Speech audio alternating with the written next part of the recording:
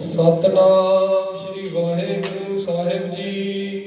सोरठ महला नवा। प्राणी कौन उपाव करे, जाते भगत राम की पावै, जम को त्रास हरै। सच्चे पातशाह नौवें गुरुदेव सूरठ राग का अज पंजवां शब्द उचार रहे ने। महाराज ने सूरठ राग के अंदर 12 शब्द उचारण किए ने। असी पिछे सारे पढ़ के आए ही हाँ कि महाराज ने सब तो पहला गौड़ी राग के अंदर 9 शब्द, फिर महाराज ने आसा राग के अंदर 4 शब्द, देव गंधारी के अंदर 3 शब्द, बिहागड़े राग के अंदर 1 शब्द, उपरंत हुण महाराज का सूरठ राग के अंदर 12 शब्द ने। 632 अंग है ते 5वां शब्द चल रहा ते भाई हरदीप सिंह बैठे ने। है ना, नौवें पातशाह की बाणी की पोथियां भी लैके आए ने अमृतसर साहब तो। जो कोई सज्जन इच्छुक होवे स्टील का तो भाई साहब तो ले लेना। मेरे दास के घर पईयां ने, वो असीं 15 पोथियां लैके आए सी गुरु रामदास महाराज के गुरपुरब वाले दिन। वो किसी को चाहिए हुई तो अर्थ की पोथी घर भी लैके जा सकता है। सो रहो विचार। नौवें पातशाह महाराज के सूरठ राग के 12 शब्द ने। अज 5वें शब्द की कथा चल रही है। महाराज गुरुदेव फरमान करते ने, दोबारा पढ़ो जी। प्राणी कौन उपाव करे। प्राणी तू की उपाव कर रहे हैं? हे प्राणी, प्राणाधारी जीव, तू उपाव की कीता है? वो उपाव किस चीज का करना सी? जाते भगत राम की पावै, जम को त्रास हरै। जिसदे करके तू राम दी भगती नूं प्राप्त करे और तेरा जमा दा त्रास मिट जाए। हुण क्वेश्चन है, गुरुदेव आप ही क्वेश्चन करते हैं ते महाराज आप ही उत्तर करते हैं। यह एक उत्तम श्रेष्ठ वक्ता की निशानी है जी। भाई जदों आप ही प्रश्न करना ते वो प्रश्न के अंदरों हल भी देना। ते महाराज कहते ने, प्राणी तू किस एक कोई उपाव कीता है? ते महाराज नूं पुछदे ने, वो उपाव केड़ा करना सी? राम दी भगती करन दा, वाहिगुरु दी भगती करन दा। ते उस राम दी भगती करन दे नाल तैनूं जमा दी त्रास हर जणी सी। जम तैनूं केसां तो पकड़ के ना लैके जांदे। तू ऐसा कोई उपाव कीता है? गुरुदेव तेरे तो पूछ रहे ने। विश्राम दे के प्रमाण करते ने। कौन कर्म विद्या कह कैसी, धर्म कौन फुन करी। महाराज कहते तू केड़ा कर्म कर रहे हैं? कर्म खालसा जी अनेक प्रकार दे ने। एक तो नित कर्म है, जिवें हुण तुसीं सारे केसां 'च कंघा मारदे हो, यह एक नित दा कर्म है। भोजन छकदे हो, नित दा कर्म है। नित एक होंदा निमित्त कर्म, किसी दे प्रथाएं कर्म करने। जिवें मान लो कोई बजुर्ग घर दा चढ़ाई कर दिंदा है, असीं उन्हां दे प्रथाएं पाठ रखांदे आ, असीं अपने बच्चों नूं प्रशादा छकांदे, कि प्रथाएं कुछ करना, उन्होंने निमित्त कर्म कहते हैं। एक प्राश्चित कर्म होंदा भी साडे तो गलती हो गई, केसां दी बेदबी हो गई या कोई गलती हो गई, उहदे तो फिर 5 प्यारियां तो ਆਪਾਂ तनख्वाह लवाने उसनूं कहते हैं प्राश्चित कर्म। भाई मैं माफी मंगना अपने गलत काम कीते दी ते महाराज मैनूं माफ कर दिओ, वो प्राश्चित कर्म है। एक निखेध कर्म होंदा है भी जिन्हों करन तो गुरबाणी वरजदी है। जिवें कि ब्राह्मण कैली घात कंजकां अणचारी का तान। ब्राह्मण की हत्या करनी, गऊ की हत्या करनी, कंजकां धी नूं पेट दे अंदर मार देना, अणचारी का तान गलत बंदे दे हत्थ दा प्रशादा छकना। जिहड़ा बंदा गलत बिरती रखदा होवे उहनूं अणचारी कहंदे ने। इहनूं निखेध कर्म कहंदे ने, गुरबाणी च मना कीता है। सो महाराज कहंदे भी कर्म अनेक तरह दे ने। कौन कर्म विद्या कहो कैसी, कैसी विद्या तू पढ़ी है? धर्म कौन फुन करे, केड़ा धर्म दा तू काम कर रहे हैं कि तेरा मुक्ति की तरफ पैंडा वधे। तू सोच इस गल। असीं सारे नेत्र बंद करके विचार करिए कि गुरु तेग बहादुर साहब महाराज सानू पूछ रहे ने, संगत नूं महाराज पूछ रहे ने, कल्ले श्रोतियां नूं नहीं, वक्ते नूं मैनूं भी विच ही पूछ रहे ने। महाराज पूछ रहे ने कि तू केड़ा उद्यम कर रहे हैं प्राणी ਮੁਕਤੀ ਲੈਣ ਦਾ, ਜਿਸ ਦੇ ਨਾਲ ਤੈਨੂੰ ਜਮ ਕੇਸਾਂ ਤੋਂ ਨਾ ਪਕੜਨ, ਕਿਹੜਾ ਕਰਮ ਕਰ ਰਿਹਾ, ਕਿਹੜੀ ਵਿਦਿਆ ਪੜ੍ਹ ਰਿਹਾ ਤੇ ਕਿਹੜਾ ਧਰਮ ਦਾ ਕੰਮ ਕਰ ਰਿਹਾ, ਉਹ ਮਨ ਦੇ ਅੰਦਰ ਵਿਚਾਰ ਕਰਕੇ ਦੱਸ। ਫੁਨ ਕਰੇਗੀ, ਤਿੰਨਾਂ ਚੋਂ ਕਿਹੜਾ ਕਰਮ ਕਰ ਰਿਹਾ? ਕੀ ਤੂੰ ਕੋਈ ਧਰਮ ਦਾ ਐਸਾ ਕੰਮ ਕੀਤਾ ਹੈ ਕਿ ਤੈਨੂੰ ਜਮ ਕੇਸਾਂ ਤੋਂ ਨਾ ਪਕੜ ਕੇ ਲੈ ਕੇ ਜਾਣ? ਕੋਈ ਐਸੀ ਵਿਦਿਆ ਪੜ੍ਹੀ ਹੈ? ਜੇ ਮੰਨ ਲਓ ਬੰਦਾ ਕਹੇ ਡਾਕਟਰ ਮਹਾਰਾਜ ਮੈਂ ਤਾਂ ਡਾਕਟਰੀ ਕਰ ਲਈ, ਇੰਜੀਨੀਅਰਿੰਗ ਕਰ ਲਈ, ਉਹਦਾ ਤੂੰ ਆਪਣੀ ਕਿਰਤ ਚਲਾਉਣ ਲਈ ਕੀਤੀ। ਤੂੰ ਕੋਈ ਇੰਜੀਨੀਅਰ ਬਣ ਗਿਆ, ਉਹ ਤਾਂ ਤੂੰ ਆਪਣੀ ਉਪਜੀਵਕਾ ਲਈ ਕੀਤੀ, ਪਰਿਵਾਰ ਲਈ ਕੀਤੀ। ਤੂੰ ਡਿਗਰੀਆਂ ਕਰ ਲਈਆਂ ਤੇ ਤੂੰ ਆਪਣੇ ਲਈ ਕੀਤਾ, ਉਹ ਗੱਲ ਅਲੱਗ ਹੋ। ਤੂੰ ਐਸੀ ਕਿਹੜੀ ਵਿਦਿਆ ਪੜ੍ਹੀ ਹੈ ਜਿਸ ਦੇ ਕਰਕੇ ਤੈਨੂੰ ਹੁਣ ਜਮ ਨਾ ਪਕੜੇ, ਉਹ ਦੱਸ। ਉਪਰੰਤ ਫਿਰ ਮਹਾਰਾਜ ਤੀਸਰੇ ਨੰਬਰ ਤੇ ਪੁੱਛਦੇ ਨੇ ਧਰਮ ਦਾ ਕਿਹੜਾ ਕੰਮ ਕੀਤਾ। ਫੁਨ ਕਹਿੰਦੇ ਨੇ ਜੋੜਨਾ, ਪਲੱਸ ਐਡੀਸ਼ਨ। ਮਹਾਰਾਜ ਕਹਿੰਦੇ ਧਰਮ ਦਾ ਦੱਸ ਕਿਹੜਾ ਕੰਮ ਕੀਤਾ ਹੈ। ਕੌਣ ਨਾਮ ਗੁਰ ਜਾ ਕੈ ਸਿਮਰੈ, ਭਵ ਸਾਗਰ ਕਉ ਤਰੀ। ਤੇ ਕਿਹੜਾ ਨਾਮ ਤੂੰ ਜਪ ਰਿਹਾ ਹੈ? ਕੌਣ ਨਾਮ ਗੁਰ ਜਾ ਕੈ ਸਿਮਰੈ, ਕਿਹੜੇ ਗੁਰਦੇਵ ਦਾ ਤੂੰ ਨਾਮ ਜਪ ਰਿਹਾ ਹੈ। ਭਵ ਸਾਗਰ ਕੋ ਤਰਈ, ਜਿਸ ਤੇ ਕਰਕੇ ਅਸੀਂ ਤੈਨੂੰ ਭਵ ਸਾਗਰ ਤੋਂ ਪਾਰ ਲੰਘਾ ਦਈਏ। ਪਹਿਲਾ ਮੁੱਖ ਅਰਥ। ਦੂਸਰਾ ਅਰਥ, ਤੂੰ ਨਾਮ ਜਪ ਰਿਹਾ ਜਿਸ ਕਰਕੇ ਤੂੰ ਭਵ ਸਾਗਰ ਤੋਂ ਉਤਰ ਜਾਏਗਾ ਪਾਰ। ਉਹ ਕਿਹੜਾ ਕਰਮ ਤੂੰ ਕਰ ਰਿਹਾ? ਜਿਸ ਤਰ੍ਹਾਂ ਅਸੀਂ ਰੋਜ਼ ਸ਼ੀਸ਼ੇ ਦੇ ਮੂਹਰੇ ਖੜਦੇ ਹਾਂ, ਅਸੀਂ ਦੇਖਦੇ ਹਾਂ ਵੀ ਸਾਡੇ ਕੇਸ ਜਿਹੜੇ ਨੇ ਉਹ ਆਪਸ ਦੇ ਅੰਦਰ ਗੁੰਥਲ ਹੋਏ। ਅਸੀਂ ਕੰਗਾ ਮਾਰਦੇ ਹਾਂ ਤੇ ਕੇਸ ਸ਼ੀਸ਼ੇ ਦੇਖਦੇ ਹਾਂ ਵੀ ਠੀਕ ਹੋ ਗਏ। ਇਹ ਗੁਰਬਾਣੀ ਦਾ ਸ਼ੀਸ਼ਾ ਤੁਹਾਨੂੰ ਪੁੱਛ ਰਿਹਾ ਮਨ ਤੋਂ ਵੀ ਤੂੰ ਕਿਹੜਾ ਕਰਮ ਕੀਤਾ। ਕੀ ਤੂੰ ਕੋਈ ਧਰਮ ਦਾ ਕੰਮ ਐਸਾ ਕੀਤਾ ਜਿਸ ਕਰਕੇ ਤੈਨੂੰ ਨਾ ਫੜੇ ਜਮ। ਮਹਾਰਾਜ ਕਹਿ ਰਹੇ ਨੇ ਕਿਹੜੇ ਗੁਰਦੇਵ ਦਾ ਨਾਮ ਉਚਰ ਰਿਹਾ ਹੈ। ਤੂੰ ਵਾਹਿਗੁਰੂ ਵਾਹਿਗੁਰੂ ਵਾਹਿਗੁਰੂ ਸਿਮਰਨ ਕਰ ਰਿਹਾ ਤਾਂ ਕਿ ਭਵ ਸਾਗਰ ਤੋਂ ਪਾਰ ਉਤਰੇ। ਕਲ ਮੈਂ ਏਕ ਨਾਮ ਕਿਰਪਾ ਨਿਧ, ਜਾਹੇ ਜਪੈ ਗਤ ਪਾਵੈ। ਗੁਰਦੇਵ ਕਹਿੰਦੇ ਬਈ ਜੇ ਤੂੰ ਨਹੀਂ ਕਰ ਰਿਹਾ ਤੈਨੂੰ ਨਿਰਾਸ਼ ਹੋਣ ਦੀ ਲੋੜ ਨਹੀਂ। ਕਲ ਕੇਵਲ ਨਾਮ ਆਧਾਰ। ਤੂੰ ਹੁਣ ਕਲਯੁਗ ਦੇ ਅੰਦਰ ਹੈ, ਨਾ ਤੇਰੇ ਤੋਂ ਹਵਨ ਹੋਣਾ ਹੈ, ਨਾ ਤੇਰੇ ਤੋਂ ਜਪ ਤਪ ਹੋਣਾ ਹੈ ਜਲ ਦੇ ਅੰਦਰ ਬਹਿ ਕੇ ਹਿਮਾਲਿਆ ਦੇ ਪਰਬਤਾਂ ਤੇ ਜਾ ਕੇ।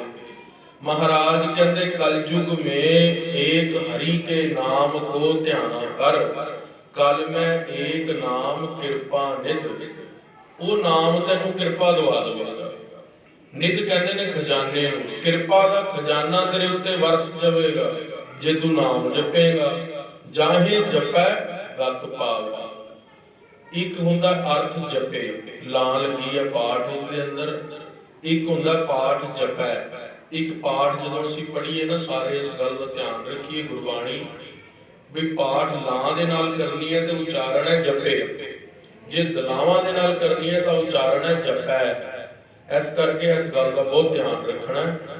ते महाराज कह रहे ने वो वाहिगुरु का नाम जो कृपा का खजाना दवाण वाला है, जाहे जपै गत पावै, उसनू जप के तेरी गति हो जाएगी। और धर्मता कै सब नाहिन, एह विद वेद बतावै। महाराज कहते होर धर्म दे जिन्ने काम ने और धर्म तां कै सब नाहिन है जी। होर जेड़े काम ने वो धर्म दे जिन्ने भी तू कर रहा है उस दे बराबर, नाम दे बराबर कुछ भी नहीं। नाम जिहड़ा है वाहिगुरु वाहिगुरु, सारे जपो वाहिगुरु वाहिगुरु वाहिगुरु वाहिगुरु। इस दे बराबर होर कोई भी धर्म का काम नहीं है। महाराज कहते और धर्म तां कै सम नाहिन, सर्व धर्म में श्रेष्ठ धर्म हर को नाम जप निर्मल करम। सब तो निर्मल करम इको है, सब तो श्रेष्ठ करम इको है, वाहिगुरु दे नाम नू जपना। गुरबाणी पढ़न का इको एक महात्म है। गुरबाणी पढ़न का फायदा यही है जे असीं नाम जपना शुरू किया है। जे हजे गुरबाणी पढ़ रहे हैं जपजी साहब रहरास साहब करके पुथी रख के फिर टुच करके टीवी ऑन कर लिया तो वो कोई गुरबाणी का असर ना हो। गुरबाणी का फायदा तां है जे गुरबाणी पढ़ के नाम जपीए। महाराज कह रहे ने कि गुरबाणी पढ़न का फायदा ही तां है जे तू नाम जप रहे। ਅੱਜ ਸਾਰੇ ਗੁਰਬਾਣੀ ਪੜ੍ਹਦੇ ਨੇ ਪਰ ਨਾਮ ਨਹੀਂ ਜਪਦੇ। ਉਹ ਇਸ ਤਰ੍ਹਾਂ ਹੈ ਵੀ ਦਵਾਈ ਤਾਂ ਖਾ ਲਈ ਪਰ ਪਰਹੇਜ਼ ਨਹੀਂ ਕੀਤਾ। ਨਾਮ ਜਪੋਗੇ ਤਾਂ ਪਰਹੇਜ਼ ਹੋਵੇਗਾ। ਮਹਾਰਾਜ ਕਹਿੰਦੇ ਨੇ ਕਿ ਔਰ ਧਰਮ ਤਾਂ ਕੈ ਸਮ ਨਾਹਿ, ਨਾਮ ਦੇ ਬਰਾਬਰ ਹੋਰ ਕੋਈ ਧਰਮ ਨਹੀਂ ਹੈ। ਇਹ ਵਿਦ ਵੇਦ ਬਤਾਵੇ, ਇਹ ਗੱਲ ਵੇਦਾਂ 'ਚ ਵੀ ਲਿਖੀ ਹੋਈ ਹੈ ਵੀ ਨਾਮ ਜਪਣਾ ਜ਼ਰੂਰੀ ਹੈ।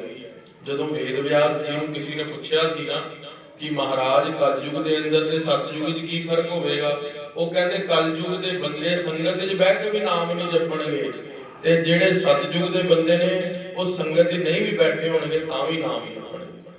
ਸੋ ਮਹਾਰਾਜ ਕਹਿ ਰਹੇ ਨੇ ਕਿ ਇਹ ਗੱਲ ਵੇਦਾਂ 'ਚ ਵੀ ਲਿਖੀ ਹੈ, ਵੇਦ ਕੂਕ ਸੁਣਾਵੇ, ਵੇਦ ਕੂਕ ਕੇ ਸੁਣਾ ਰਹੇ ਨੇ ਕਿ ਤੂੰ ਨਾਮ ਜਪਿਆ ਕਰ। ਸੁਖ ਦੁਖ ਰਹਿਤ ਸਦਾ ਦਿਲ ਲੇਪੀ, ਜਾ ਕੋ ਕਹਿਤ ਗੁਸਾਈ। ਸੁਖ ਤੇ ਦੁੱਖ ਤੋਂ ਵਾਹਿਗੁਰੂ ਨਿਰਲੇਪ ਰਹਿੰਦਾ ਹੈ। ਉਹ ਵਾਹਿਗੁਰੂ ਨੂੰ ਸੁਖ ਤੇ ਦੁੱਖ ਨੂੰ ਅਨਿਲ ਅਗੰਮ ਜੈਸੇ ਲਹਿਰ ਮੈਂ ਉਦਤ, ਜਲ ਕੇਵਲ ਜਲ ਮਾਹੀ।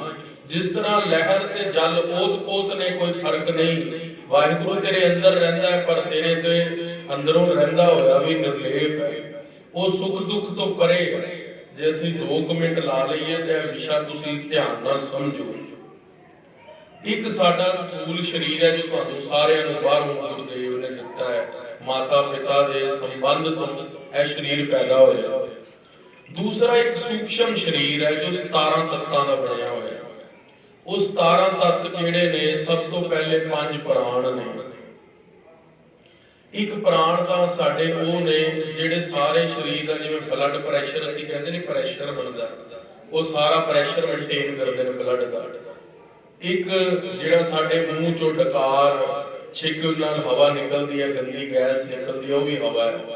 ਇੱਕ ਸਾਡੇ ਸਰੀਰ ਦੇ ਅੰਦਰ ਹਵਾ ਉਹ ਹੈ ਜੋ ਪਾਚਨ ਸ਼ਕਤੀ ਮੇਨਟੇਨ ਕਰਦੀ ਹੈ। ਉਹਨੂੰ ਆਨ, ਬਿਆਨ, ਉਪਾਨ, ਵਿਆਨ ਤੇ ਸਮਾਨ ਕਹਿੰਦੇ ਨੇ। ਇਹ 5 ਪ੍ਰਾਣ ਨੇ। ਸਮਾਨ ਵਾਯੂ ਉਹ ਹੁੰਦੀ ਹੈ ਜੋ ਅਸੀਂ ਸਾਹ ਲੈ ਰਹੇ ਹਾਂ। ਇਹ 5 ਪ੍ਰਾਣ ਨੇ। ਉਪਰੰਤ ਫਿਰ 5 ਪ੍ਰਾਣਾਂ ਤੋਂ ਪਹਿਲੇ ਆਉਂਦੇ ਨੇ 5 ਕਰਮ ਇੰਦਰੀ। ਉਸ ਦੇ ਅੰਦਰ ਆ 2 ਹੱਥ, 2 ਪੈਰ, ਇੱਕ ਕਾਮ ਅੰਕੁਸ਼ ਜਿਸ ਤੋਂ ਨਾਲ ਸੰਸਾਰ ਦੀ ਉਤਪਤੀ ਹੁੰਦੀ ਹੈ, ਤੇ ਇੱਕ ਜਿਸ ਤੋਂ ਅਸੀਂ ਆਪਣੀ ਗੰਦਗੀ ਬਾਹਰ ਕੱਢਦੇ ਹਾਂ, ਤੇ ਇੱਕ ਸਾਡਾ ਕੰਠ। ਇਹ 5 ਕਰਮ ਇੰਦਰੀ ਨੇ। ਉਪਰੰਤ ਫੇਰ ਆਉਂਦੇ ਨੇ ਗਿਆਨ ਇੰਦਰੀ, ਉਹ ਵੀ 5 ਨੇ। ਨੇਤਰ, ਰਸਨਾ, ਸਰਵਣ, ਚਮੜੀ, ਜਿਸ ਨੂੰ 5 ਸੈਂਸ ਆਰਗਨ ਵੀ ਕਹਿੰਦੇ ਆ ਆਪਾਂ। ਨੇਤਰ, ਰਸਨਾ, ਚਮੜੀ, ਸਰਵਣ ਤੇ ਇੱਕ ਜਿਹੜਾ ਸਾਡਾ ਜਪਣਾ ਹੈ, ਜਿਸ ਤੋਂ ਅਸੀਂ ਜਪਦੇ ਹਾਂ। ਸੋ ਮਹਾਰਾਜ ਕਹਿੰਦੇ ਵੀ 5 ਗਿਆਨ ਇੰਦਰੀ, 5 ਕਰਮ ਇੰਦਰੀ, 5 ਪ੍ਰਾਣ, ਤੇ ਅਗਲੀ ਰਹਿ ਗਈ ਮਨ ਤੇ ਬੁੱਧੀ। ਉਹਨੂੰ ਕਈ ਪੜ੍ਹਾਉਣ ਵਾਲੇ ਮਨ, ਬੁੱਧ, ਚੇਤਾ, ਅਹੰਕਾਰ ਵੀ ਕਹਿ ਦਿੰਦੇ ਨੇ।